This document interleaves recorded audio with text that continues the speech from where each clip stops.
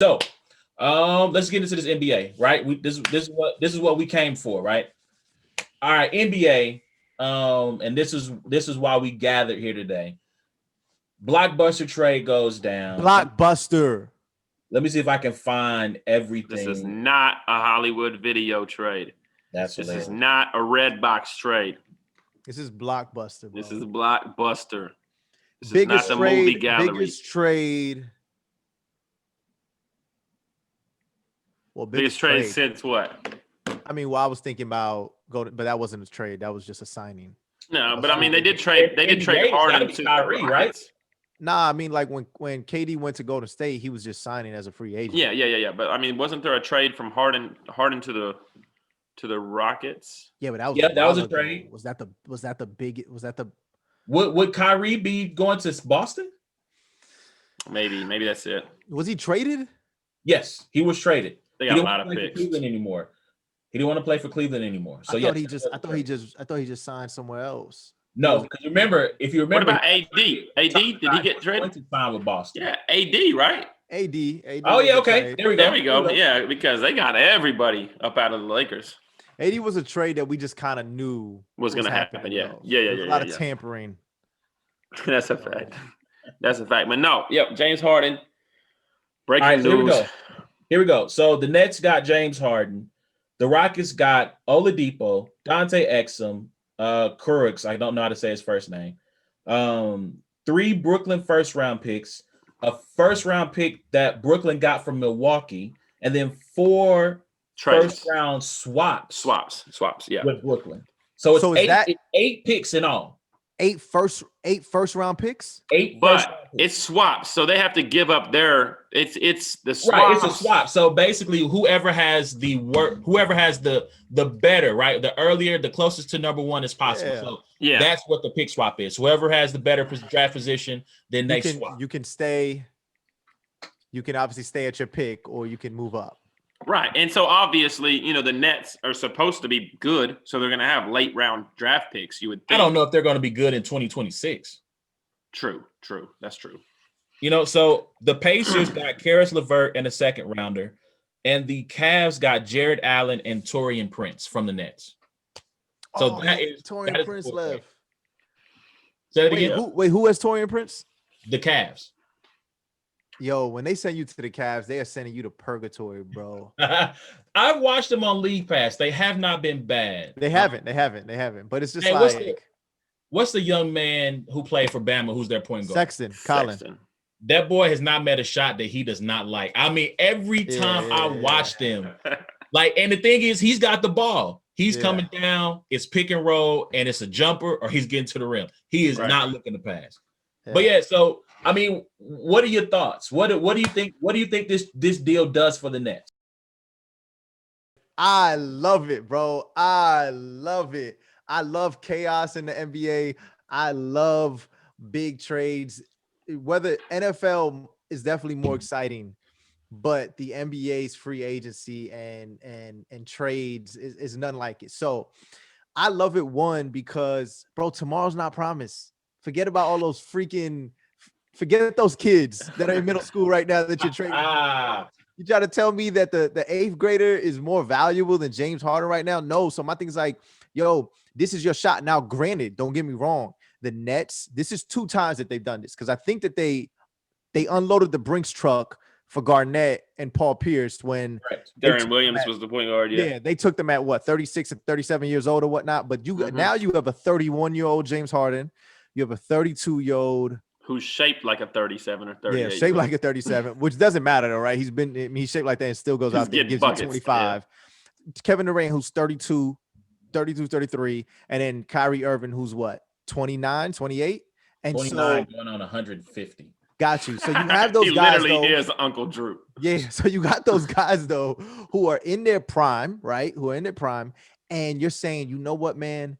We should be able to win the championship this year. And I'm with it, bro. Like, Brooklyn, go. That's why you brought KD there. And if you got an opportunity to get, now granted, don't get me wrong, LeVert, I love LeVert, right? The other kid, Jared Allen, right? What is he, 22 years old? You know what I'm saying? And he was good. But my thing is, like, you let them go and you say, look, let's bring in this guy that we know can score at will over here. Now, granted, the question that everyone is going to start throwing out is there enough basketball around? Like, yada, yada. But my thing is like, can you guys show me a time when it hasn't worked with 3 all-stars though? Like, my thing is like, we had we had questions with Miami, right? It ended up working. They ended up figuring it out. Granted, they didn't do it their first year, but they made it to the finals and they ended up winning 2 chips. KD goes to Golden State. They thought the same thing. They were like, oh, how is Steph and Clay going to get his shots? Guess what? That was probably the greatest team we've ever seen, right? They ended up doing it. And so, granted, the question here, though, is Kyrie's attitude, James Harden attitude, and what is that going to look like? But they're professionals, bro, and I'm willing to go ahead. I still have them the favorites. I know Philadelphia looks good. I have them favorites to come out the East. Can they beat the Lakers? I don't know, but I love it. Your turn, guys. Bro, this has more toxicity than an episode of Real Housewives of Atlanta, bro. Like this is not going to end well. This is not. We don't even know. Well, no, we know where Kyrie is. He's on Zoom calls, hanging out with people trying to get legislation done. And listen, I saw a tweet. Which is fire. Listen, and so in relation to that, I saw a tweet with somebody saying, we don't talk about all the good stuff Kyrie does. And it was all these news clips of him giving money to this organization, volunteering with this organization, speaking out on this, that, and the third. Bruh, do all of that. Ain't nobody trying to stop you from being a humanitarian. But bruh, basketball pay the bills.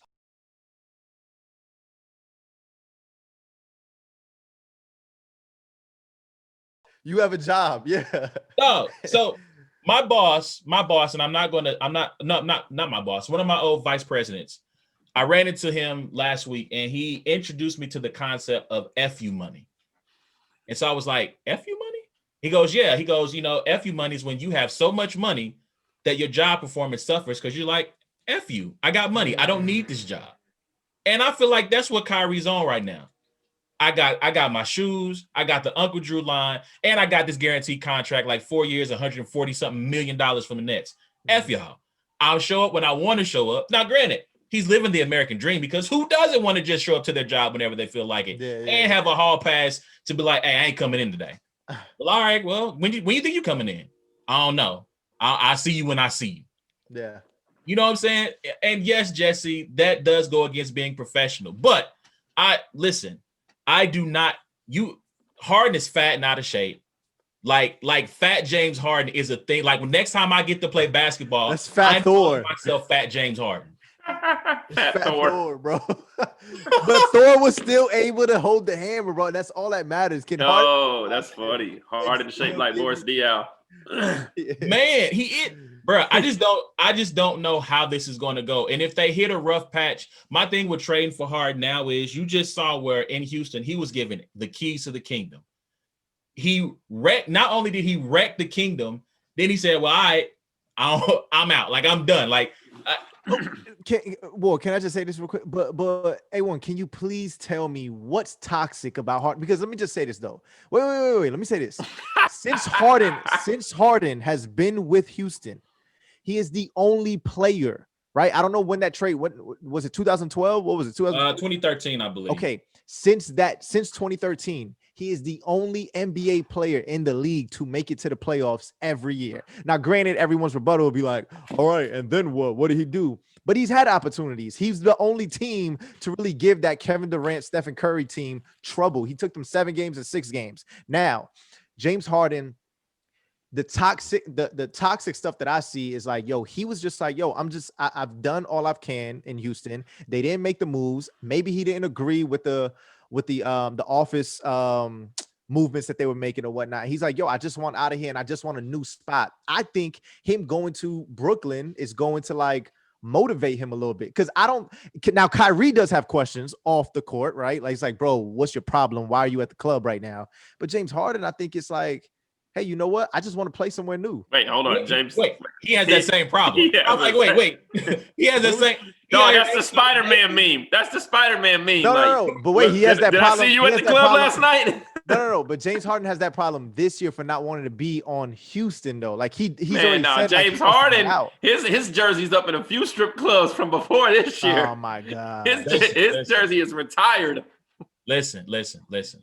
He was leaving the strip club and giving you 45 and 8. Hold on one second. I got a comment from 83. 83, if you're on my personal page, I don't have a share button on my personal page. Go to the podcast page to share, sir. Now, with that being said, Harden, he got who he wanted. He wanted CP3. He got CP3. He wanted Dwight Howard. He got Dwight Howard. He didn't want CP3 anymore. They got rid of him. He didn't want Dwight Howard anymore. They got rid of him. If you read the story on ESPN, homie is out here on road trips. If they have an extra day to kick it, and they're in LA, Miami, some hot New York, James is like, hey, we staying here an extra day instead of going back to town and getting prepared for the next team. He was given everything. He was given literally the keys to the kingdom. He wrecked the kingdom and said, I'm out of here. That's every superstar though. Not to that. Kawhi and Paul George. We literally just found out that they were able to do whatever they wanted to. Yeah, but he wasn't on Harden time, bro. Listen, Russell Westbrook showed up and said, "Man, I can't live like this." There was a clip of Kawhi's 15-inch hands wrapped around a woman's butt at the strip club with New Balance material wearing on, bro. Who rocks New Balance at the strip club, bro? Kawhi Leonard does, bro. There's literally a video of that. You can't make that up. New Balance. What do you think? What do you think about this? I'm with Loso on chaos is good for basketball. It keeps me interested. I do agree with that. But I'm also a big fan of parity too. I obviously hate college football right now because it's the parity in which college football operates is just kind of a tragedy. And there's a reason why I've been critical of the NBA in the past years is because look, I know who's going to the playoffs. I know, with the exception of maybe a couple teams might slide in at 8 or 7, but they're not winning. They're not advancing. I think last year was different. Last year was fun. I would have liked to have seen the Suns get in after the what they put together in the bubble. But I do like the chaos of it. I like to be able to talk about it. I'm going to be watching the Nets games way more now. I watched the Lakers play quite a bit. I've started watching the Suns play now that they got Chris Paul. I like it. But I mean, at the end of the day, I think we all know it's going to be, the Lakers, possibly the Clippers, and maybe the Trailblazers. You're done. No, you could have stopped. You could have stopped that. Lakers. I was going to say you got those three, and then you got basically the Celtics, the Sixers, and the Nets. Yeah. And you might throw the Heat in there, but I don't think the Heat are gonna repeat and go as far as they did. But you pretty much have maybe 6 teams tops that have the ability to win an NBA Finals or whatever. And so I don't like that. It doesn't really give any to suspense, but yeah, man. I mean, when have you ever said, man, I'm glad, or when have you ever said, I'm upset that I got to watch Curry, Thompson, and Durant play together? I'll never say dang, this really sucks that I'm watching Kyrie, Harden, and Durant all on the same team. Listen, man, so right now the Nets, if the playoffs were to start today, they'd be a 7 seed. Yeah. They just gave away one of their best one-on-one scores, and to me, and the rim protector, right? And the rim protector, right? The guy who I feel should be starting. I don't think DeAndre Jordan should be starting. To me, DeAndre should be coming off the bench. Yeah. Right. So they lost some depth. LeVert was the best one-on-one. Is that? I mean, I like Dinwiddie, but I think LeVert could get a bucket just a little bit better than Dinwiddie. Okay. Yeah. So I mean, I think chemistry was something that they were struggling with. It's not helping that the fact that Kyrie is on an Eat, Pray, Love tour right now. I don't know what's going on with him. What's yours, Loso? Hustle, pray, eat. Hustle, pray, eat. You know what I'm saying? So I don't know the fact that he's missing games. He's going to be out for COVID reasons before he can come back since he went to the birthday party. And I don't know, in a shortened season, in a season that is going to have starts and stops. Right now, you got postponements all over the league because of COVID issues. I just don't know how you're going to develop enough chemistry in enough time to make it through the Celtics, the 76ers who are playing better, the Bucks. Hey, look, and the Pacers are not a title contender. Like, let me be clear. But the Pacers are going to make you earn a 6 or 7 game second round Eastern Conference. But they just lost Oladipo. But they got LeVert. You think he's better than Oladipo? I think it's Right an now? even trade at best. At best, it's an even trade. Okay. So I mean, I don't know. I just like I said, I'm going to be tuned in because I think it's going to be toxic. Stephen Silas, the head coach of Houston, said, James did not come in today. He thought it would be in the best interest of everyone if James did not show up, which let me know, had he shown up, John Wall was going to try to give him them hands. Somebody was going to try to give him hands. Cousins. One of them. They both played for Kentucky. They might just jump him. I mean. Yeah, so I mean, I wish, man, I don't know. As someone who was a defender of Harden, I lost a lot of respect for how he went about this. Like, I just feel like, like I said, they gave you the world. And to Jesse's point, talking about professionalism, they gave you the world and it didn't go right. And I understand like wanting to win a championship, but just to basically show up looking like a black Michelin man and not ready to do your job, showing up late, he got into it with one of the Jay Sean Tate, getting into it with teammates. Granted, that happens, but when you don't want to be there, I'm pretty sure he was being irritating. Was he being Chauncey Gardner Johnson irritating? I don't know, but he was being an irritant. I'm sure. So yeah, man, I don't know. It'll be interesting to see. You know what I've been noticing lately, and I don't know if this is necessarily facts or what, but there's just a lot of times where the worse you are to a company, the better opportunity you'll end up with. Like you get in these positions and like it's like you kiss butt or you go in there, you're on time or whatever. They get used to you being a professional and stuff. And they're like, you know what? He'll deal with it or whatever because he's, his pride is not in a certain area or whatever. You know what I mean? No, that's facts with like women. Or with disaster. But you're right though with women too, And so it's like, so I don't know if it's like James Harden is just like, look, I have to blow this up completely to get what I want because, if I just go in there and be me and get buckets all the time or whatever, I'm going to be, freaking stuck at this, the same team or whatever with nothing, and look back and say, do I regret it? When he came back, right, when he finally showed up, he scores like 44, 42, last 4 games. And you can kind of tell like he's on his way out. He's averaging 17 his last 4 games. That's not Harden. You know what I'm saying? No. Yeah. But yeah, so. Yeah, I don't know. Y'all let us know what y'all think, man. What y'all think about this situation? How would you have responded if you were James Harden? Will the Nets make it to the finals? And to me, that's the tough one. I can't answer that question. Will they make it to the finals? Hit us up.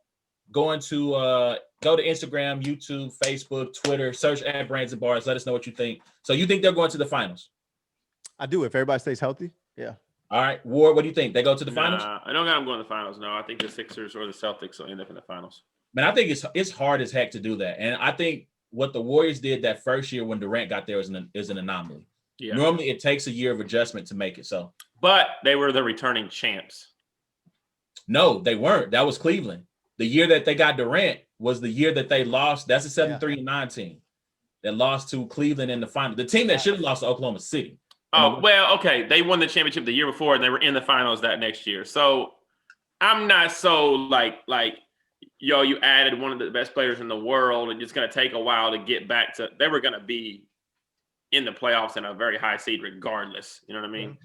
So a little bit different than when LeBron – went to the Heat with the Wade and them like that. I don't think they were, they were like a conference semifinalist. Like they might have lost first round. So yeah, they weren't something like that. Player. So yeah, but yeah, I get what you're saying though. But yeah, we'll see. I'm looking forward to it this week. I'm about to tune in. Hopefully Kyrie gets back the next week or whatever, and it can be exciting. All right, yo. All right, so let's jump into this NFL, man. Divisional round went down, divisional round this weekend, wild card last weekend. Bills hang on to beat the Colts. New Orleans, I mean, they won. It wasn't a great win or convincing win, but they beat the Bears. Washington surprised me, played better than I thought they would with Taylor Heineke, but they lose to Tampa Bay. And Oh gosh, Browns blow out the Steelers, and who am I missing? I'm missing one more. Rams and the Seahawks. Rams and see. Oh, that bum Russell Wilson, right? Doing what that bum does. Stinking up the joint. And the Rams defeated them. So this weekend, AFC, we'll start because two of us live in Kansas City. We'll start with the Chiefs. Chiefs at home taking on the Browns. Man, listen. Are y'all worried at all? A1 isn't. I am. No, A1 is worried. I'm not worried. Am I worried? I don't think I'm worried. I think that because I think I said the Chiefs will win by at best they'll win by 7. I do not see a blowout. I think the spread last time I saw it was like 10. Or Yes, 30. I saw it. I saw it at 10. Yo, Okay, when's the last game that Kansas City has covered the spread? It's been a while. I think the Jets. They haven't covered the spread in like 2 months. Yeah. But here's the thing about, and it's good that we're making this segue from NBA to NFL because I do think that the Chiefs have treated this season kind of like NBA players, right? NBA season is a long grind. You don't want to go all out from 1 to 82. There are games where you play, but you kind of take that game off. You may not go as hard. Maybe a back-to-back. Maybe you kind of chill a little bit. And I feel like the Chiefs were kind of like, granted, they went 14-2, right? Yeah. So this is how talented they are.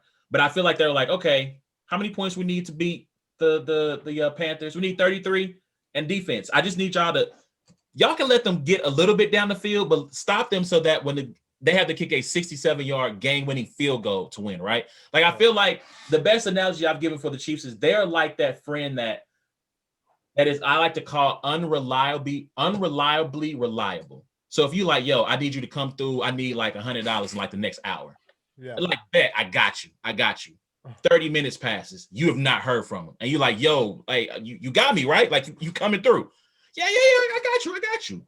10 minutes to go before the deadline, bro. What's happening? I got you. And then 5 minutes later, boom, money shows up in Cash App. They show up in person, and it's like, bro, if you had me, why did you have me dying for the last 50 minutes worrying about if you're going to come through or not? That's how I feel like the Chiefs have played this year, right? It's just like they just feel like they can step on the gas. And to me, that is a concern. The Browns, they have a good running game. They have the best offensive line in football. Either them or the Packers have the best offensive line in football. And they got 2 horses. No, the Vikings have a crazy good offensive. God, don't do that. Don't. All right. We were 5th. There's a little nice stat for you. we were 5th in allowing the most pressure on like dropbacks or something like that. So we were Yeah. hopefully we take this guy from Virginia. We'll talk about this some other time. Here's a stat based from Pro Football Focus. The Browns have Based from where? Pro Football Focus. Oh, okay. PFF. Here's a stat. You brought it up. I wasn't gonna bring it up. You brought it up. Based off of Pro Football Focus, they have 3 of their linemen. I think their guards and their right tackle, I think, are rated number 1 on Pro Football Focus. And the Chiefs, who struggle to stop the run. Again, my level of concern is not high. I do worry for Chiefs fans because I think there's a little bit of arrogance. I think there's a little bit of wine and cheese with this team. There's talk of a lot of Browns fans being at the game. I think there's a lot of, at least amongst my friends, right? There's a lot of reminiscing about last year. The anniversary of the comeback over the Texans has been floating over my timeline. Like, great memories, great. What we did last year, we're going to, we got Mahomes. And I just think, I hope for their sake that they make it to at least a Super Bowl, because I think there will be a lot of apoplectic Chiefs fans if they lose. What's that word mean? Apoplectic, that means that they're going to be heartbroken. They're going to be distraught. They're going to be upset. I gotta use that. Really, really. That's a fact. That's a good multi. The apple. Look, I'm gonna say this because I know A-Ward has a lot of go ahead. No, on this though, but yeah, I mean, I'm not gonna bet against Patrick Mahomes. I'm not gonna bet against Andy Reid. I'm just not gonna bet against that team, even though obviously there may seem like there's some holes or whatnot. Granted, though, if the Browns want to win this game, right? Yo, you have Nick Chubb, you have Kareem Hunt. Keep Mahomes on the sideline. Keep Mahomes on the sideline as long as you can, and you can do that. You have the talent to keep Mahomes on the sideline. I think that's Oakland just kind of scored a lot of points, and Kansas City did it. And then what was the second game that Kansas City lost?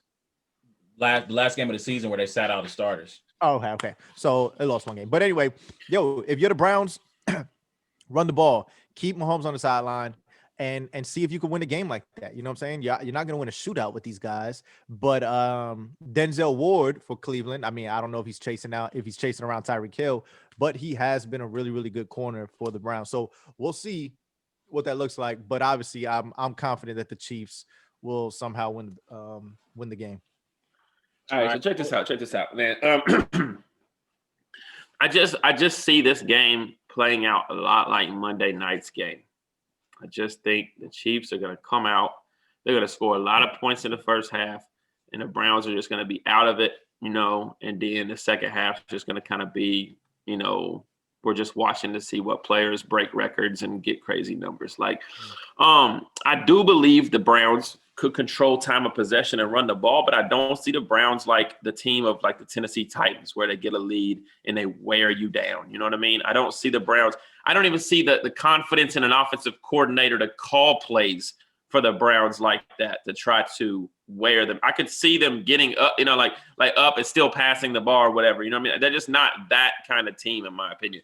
Andy Reid's success after bye weeks, right? So, after bye weeks, Andy Reid is incredible. Well, we're two weeks, or I guess not 2 weeks, but yeah, right. Okay. So you're getting, it's basically a bye week, after, you set your starters or whatever. And I just think that first quarter, the plays that he draws up, getting out to a fast lead, and taking Nick Chubb out of the game before they can possibly even establish a running game, you know what I mean, is going to be what's key to this. I'll say this much. I don't think the Browns is a team you could turn the ball over against and come back. And, I don't think Patrick Mahomes can win this game on a 2-touchdown, 3-interception, type game, or a type game that he had against, the Niners in the Super Bowl, or Miami, in that game. I don't think Patrick Mahomes can win this game like that. From what I've watched last week, is the Browns take full advantage of, turnovers and how they do. So, I'm just not worried about it. I got the Chiefs by 2 scores. I won't say 14 points, but I got them by, at least, probably more than a touchdown. And I think that I think they're going to come out. I think it's going to be 28-10, something like that. Going into halftime, maybe something to that extent, 24-10, something like that. And I think that they're going to cruise to, maybe the Browns might make it close to a 10-point game, or maybe even like an 8-point if we can get this. But I think the Chiefs are gonna put it to bed late. Man, I'm gonna tell you, because of how the Chiefs, and maybe, like I said, maybe the Chiefs have been waiting for the playoffs to really kind of show that flex their full power. I just don't. They haven't blown a team out, like I said, since the Jets, and I just don't see them beating a team by double digits right now. But I'm with you though. I feel like I remember when I was in high school, my coach knew who we could beat and who we couldn't beat, and he would just he would go to zone to give us rest or whatever, or he would run 1 foot in the paint, where the zone everybody had to have a foot in the paint, because they're not going to outshoot us or whatever. Just work on getting rebounds, get down here, let's get out with the win, let's not get injured, So I think the Chiefs have been doing that, but I am excited to see. I mean, we've seen how I guess we'll just, for lack of a better word, fancy they have been with some of their play callings and some of the things that they've been doing in the regular season. If I'm sure that they have a few things like that tucked up their sleeve, for the playoffs as well. So, and then, are you a believer in Baker? Let me ask you that. Do you believe Baker is here to be, solidified as a top 12, 10, QB in the NFL or whatever? I'll say this. When they needed it against the Steelers, they were able to get it, right? They were able to drive down the field. When they get it down to the 12-point game, I think they did it twice. Baker was able to lead the team down right after that and get a score. Now, it's easier to play from ahead than it is from behind. So I want to see Baker in a situation, maybe in this game, who knows, but in a position where it's the fourth quarter, you're down 7, you're down 10. What do you do in those moments? Yeah. So that, like I said, that type of thing is earned. I'm not going to anoint you or give you anything after one game. If we hadn't seen how bad they beat the Steelers, we wouldn't really be having this conversation about any kind of worried, type mentality, I don't think. And I think them beating the Steelers was more the Steelers than it was them. Now they took advantage of it, but my goodness, like Ben Roethlisberger's a shell of himself. The last 6 weeks, terrible. You know what I mean? I'm talking but 3, some of 4. some of it's because, like what we said, Kansas City's not beating teams like we think that they should be beating teams like. Yeah, right. This is what Emmanuel Acho said about Baker Mayfield today. I don't know if y'all saw it.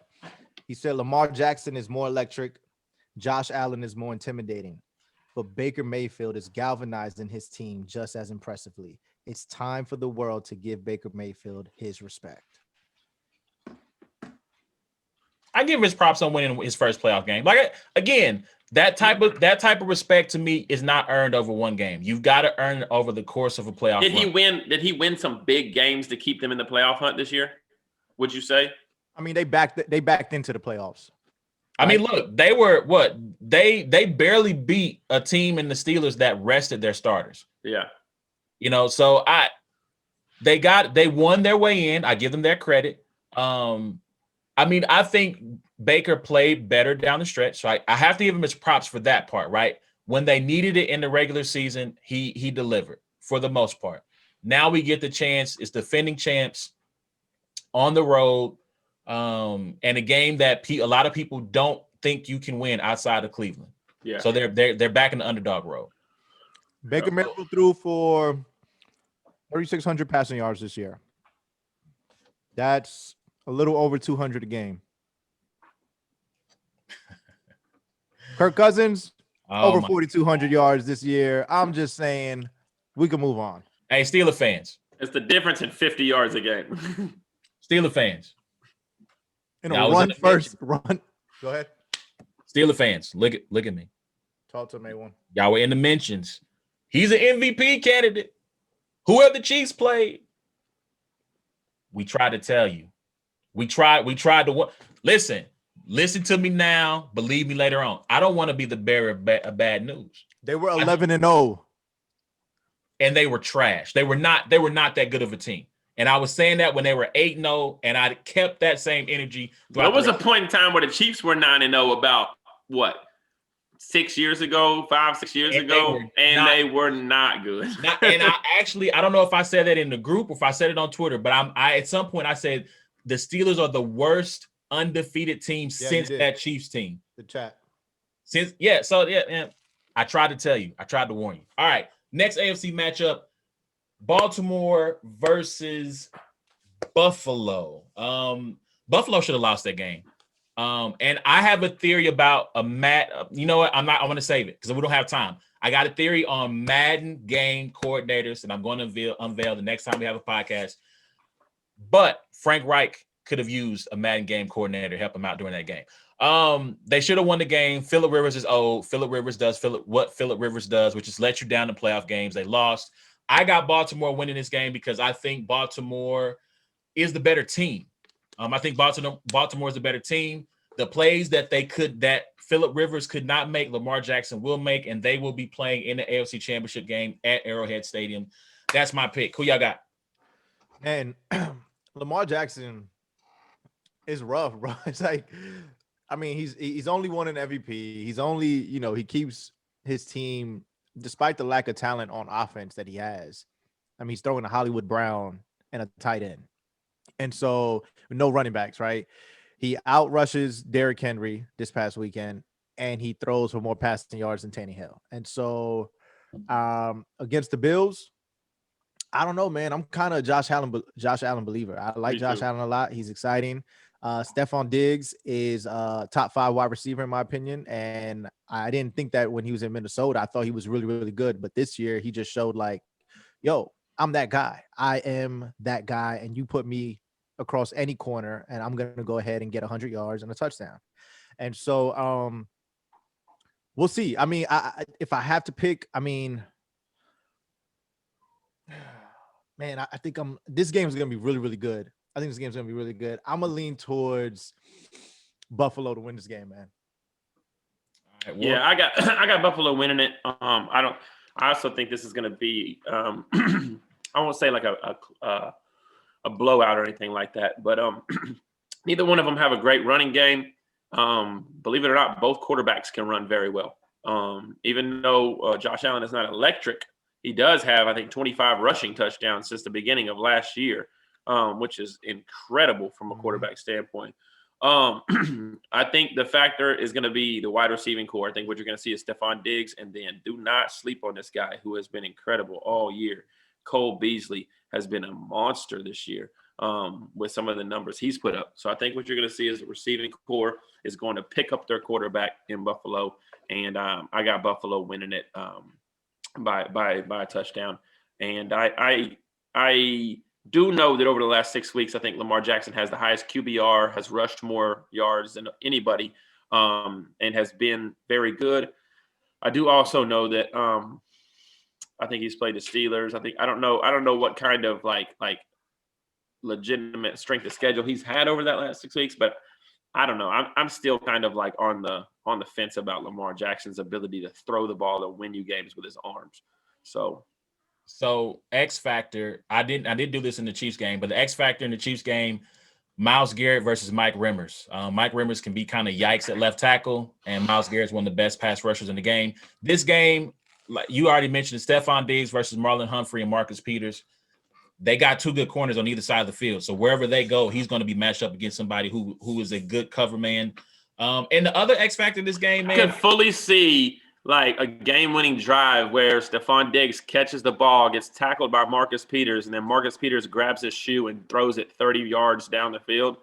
And then, then they get in position to win with a field goal. So I could see that happening. I would be so like confused on like what's going on there. Is it Minneapolis Miracle, bro, or is it like like Loso? Would that trigger you? Yes, in both directions though. But yo, the other X factor, Josh Allen, man, like he's gotten a lot better, right? Like last year in the playoff game, he threw a Hail Mary to a fullback. He threw a 50 ball with a fullback downfield. And then the game against and then last week he had the fumble. And if the Colts recover that fumble, they get the ball in plus territory with like 5 minutes, and maybe Phillip Rivers would have made it 15 yards in 5 minutes, like he only made 15 yards in 2. But whatever.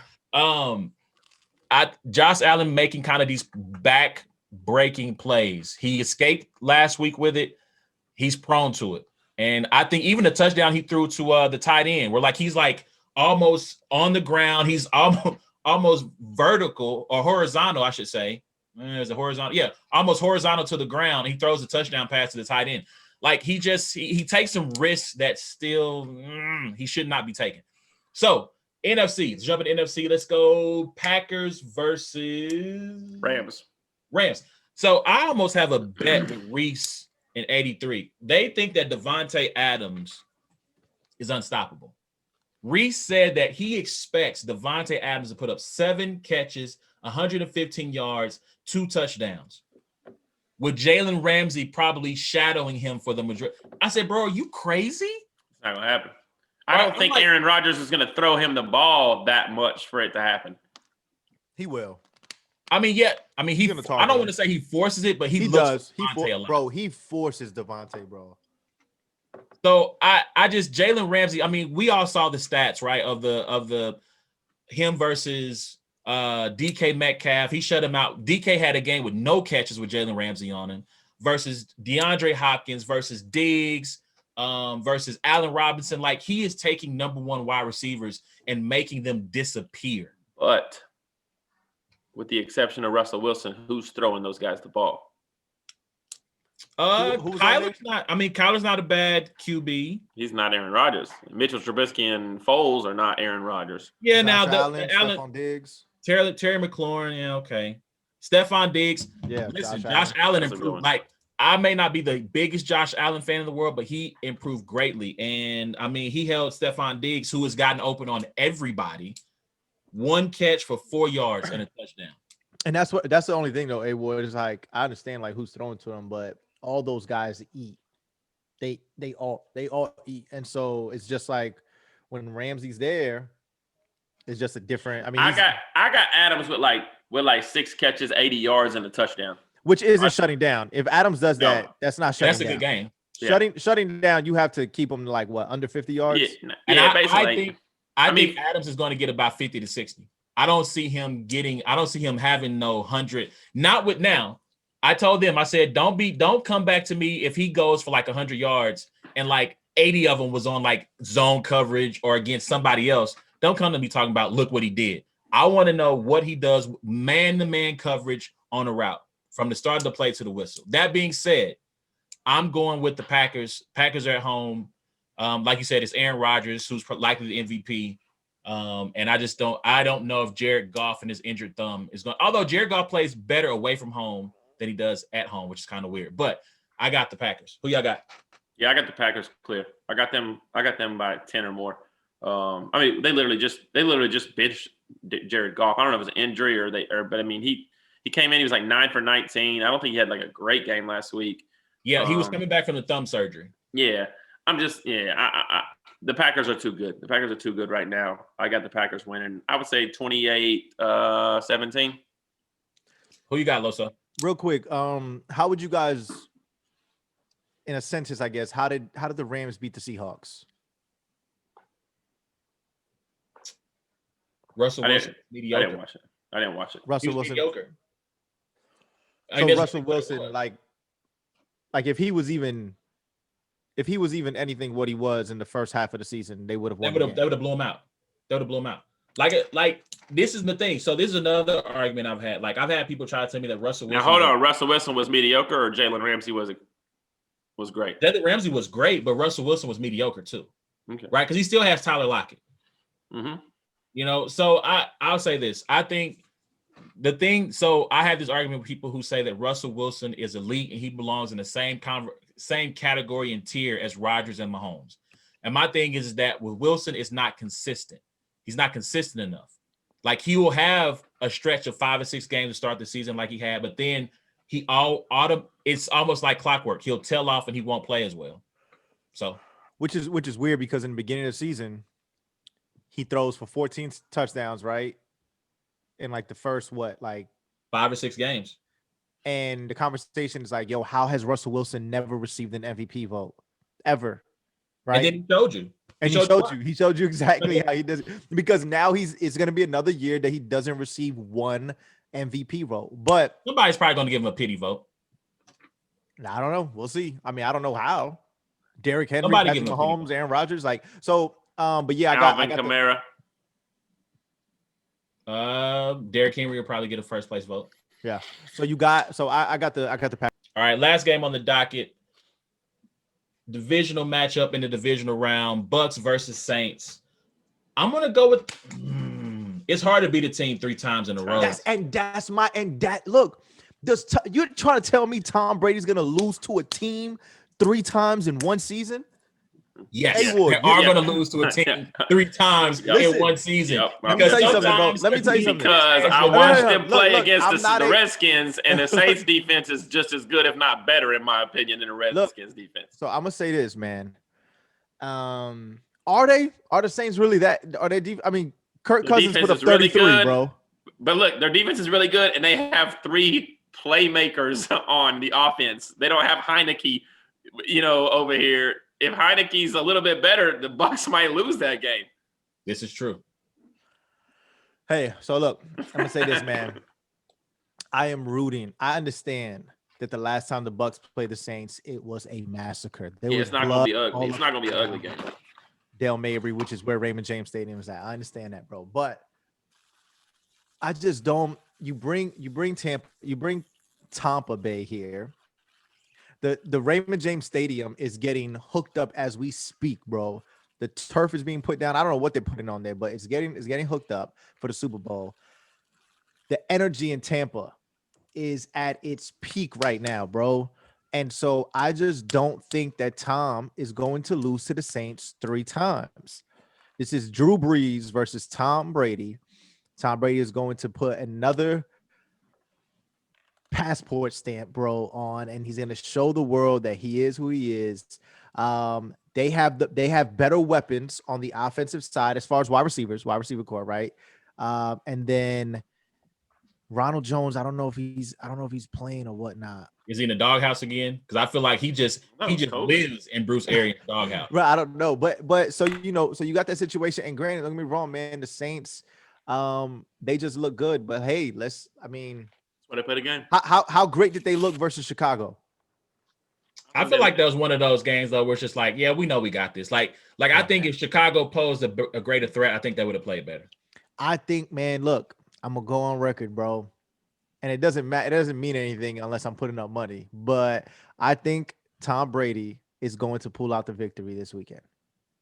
I mean, I don't think that's far-fetched at all. I don't think you're predicting something that is like. But it's just because you got to think about it. I mean, they've already beat them twice, and the last time they played them, they killed. What's the spread? Brady. The spread probably is not that much. I think it's 3. Yeah, and its home field advantage is 2.5, right? So, like, the experts are calling this a field goal game. So I don't think that's. I just think the spread is 3. Hold on, I'm looking it up right now. Bovada has this as a 3-point game. Let's Why do you think that's the case? Yep, 3-point on ESPN. That has to be on the Saints. Tom Brady. That's why it's the case. Like, you're not about to give – that would be disrespectful. Saints would be pissed off if it was 6.5. They're like, really? You're going to give Tom Brady some bulletin board material in the playoffs? Yeah.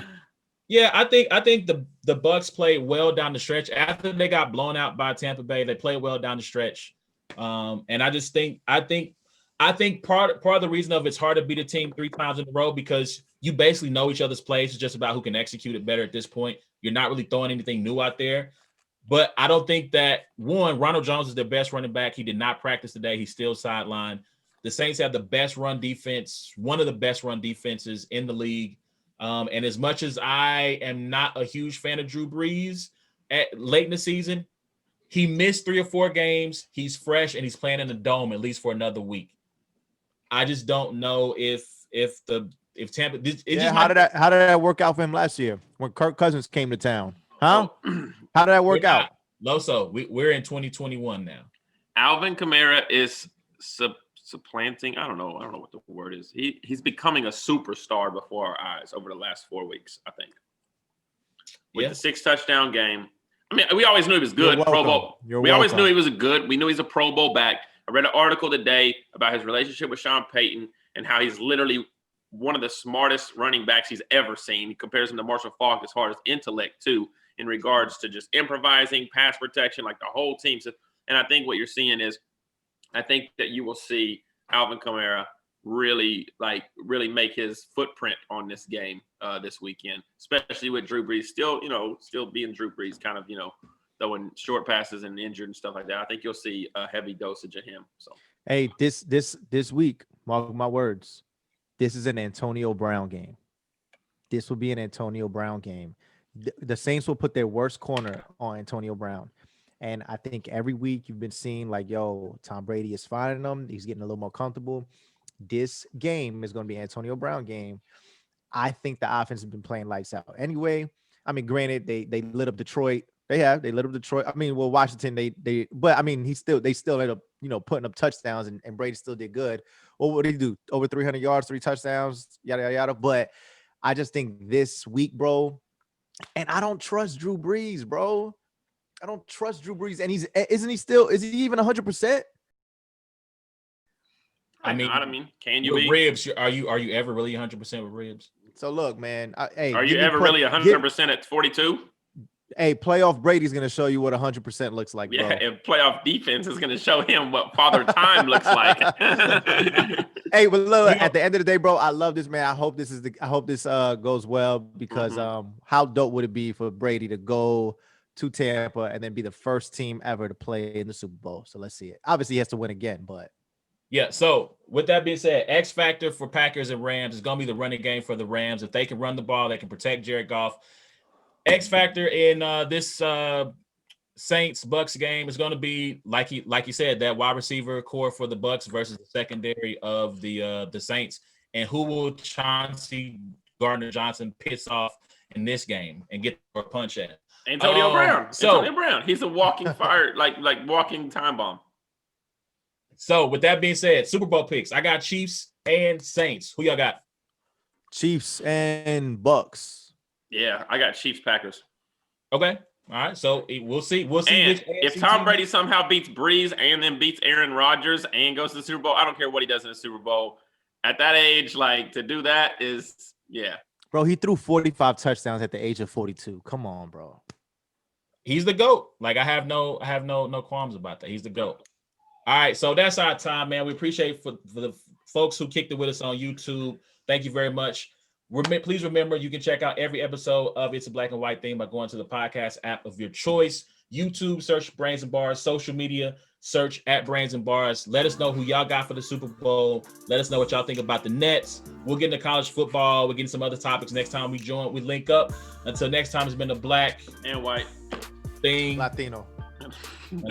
Thing. We holler at y'all, man. Y'all be easy.